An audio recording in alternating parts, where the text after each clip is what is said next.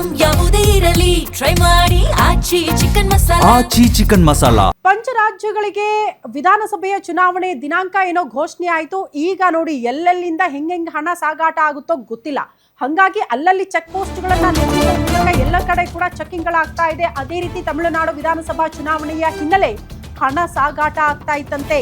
ಕರ್ನಾಟಕ ತಮಿಳುನಾಡು ಗಡಿ ಚೆಕ್ ಪೋಸ್ಟ್ನಲ್ಲಿ ಹಣ ಸೀಸ್ ಮಾಡಿದ್ದಾರೆ ಅಧಿಕಾರಿಗಳು. ಗಡಿ ಭಾಗದಲ್ಲಿ ಎಟಿಎಂ ವಾಹನದ ಜೊತೆಗೆ ಹಣವನ್ನ ಸೀಸ್ ಮಾಡಿದ್ದಾರೆ ಅಧಿಕಾರಿಗಳು. ಬರೋಬ್ಬರಿ 2,34,00,000 ರೂಪಾಯಿಯನ್ನ ವಶಕ್ಕೆ ಪಡೆದುಕೊಂಡಿದ್ದಾರೆ ಅಧಿಕಾರಿಗಳು. ತಮಿಳುನಾಡಿನ ಜೂಜುವಾಡಿ ಚೆಕ್ ಪೋಸ್ಟ್ ನಲ್ಲಿ ಹಣ ಸೀಸ್ ಆಗಿದೆ ಅನ್ನೋದರ ಡೀಟೇಲ್ ಸಿಗ್ತಾ ಇದೆ. ಸರಿಯಾದ ದಾಖಲೆ ಮತ್ತು ಸೂಕ್ತ ಭದ್ರತೆ ಇಲ್ಲದ ಕಾರಣ ಸೀಸ್ ಮಾಡಿದ್ದಾರೆ ದುಡ್ಡನ್ನ. ಎಟಿಎಂ ವಾಹನದ ಸಮೇತ ಅಧಿಕಾರಿಗಳು ಹಣ ಸೀಸ್ ಮಾಡಿದ್ದಾರೆ. ನೀವು ಎಟಿಎಂ ಮಷಿನ್ಗಾರು ತುಂಬಾಕ್ ತಗೊಂಡೋಗಿ ಇನ್ಯಾರಿಗೋ ಕೊಡಕ್ ತಗೊಂಡೋಗಿ ಈ ಪ್ರಮಾಣದಲ್ಲಿ ದುಡ್ಡು ತಗೊಂಡು ಹೋಗ್ತೀರಿ ಅಂದ್ರೆ ಸೂಕ್ತ ದಾಖಲಾತಿಗಳನ್ನ ಕೊಡಬೇಕು.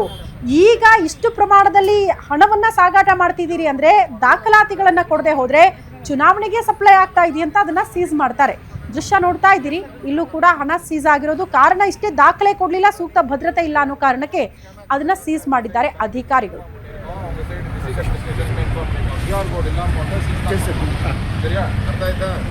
ನೀವು QR ಕೋಡ್ ಸಮೇತ ಬಂದಿಲ್ಲ ಅಂದರೆ ಗಾಡಿ ಸೀಸ್ ಮಾಡ್ತಾರೆ ಅಂತ ಬ್ಯಾಂಕ್ನವ್ರಿಗೆ ಇನ್ಫಾರ್ಮ್ ಮಾಡಿದ್ದಾರೆ ಆಲ್ರೆಡಿ. ನೀವು ಅದ್ರ ಸಮೇತನೇ ಬರಬೇಕಾಗಿತ್ತು, ಈಗ ಬಂದಿಲ್ಲ. ಯಾರು ಆಫೀಸರ್ ನೀವು ಅಲ್ಲಿ ಬನ್ನಿ.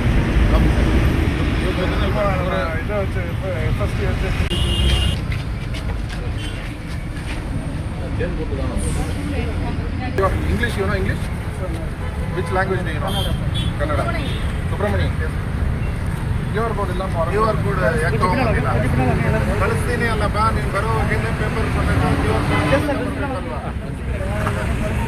ಮತ್ತೆ ಇದು ನೀವು ಕೊಟ್ಟಿರೋ QR ಕೋಡ್ ಸ್ಕ್ಯಾನ್ ಆಗ್ತಾ ಇಲ್ಲ ಅಂತ ಒಂದು ಸೈಡ್ ಬ್ಯಾಂಕ್ ಇನ್ಫಾರ್ಮ್ ಮಾಡಿರೋ, ಒಂದು ಸೈಡ್ QR ಕೋಡ್ ಇಲ್ಲ. ಸರಿಯಾ?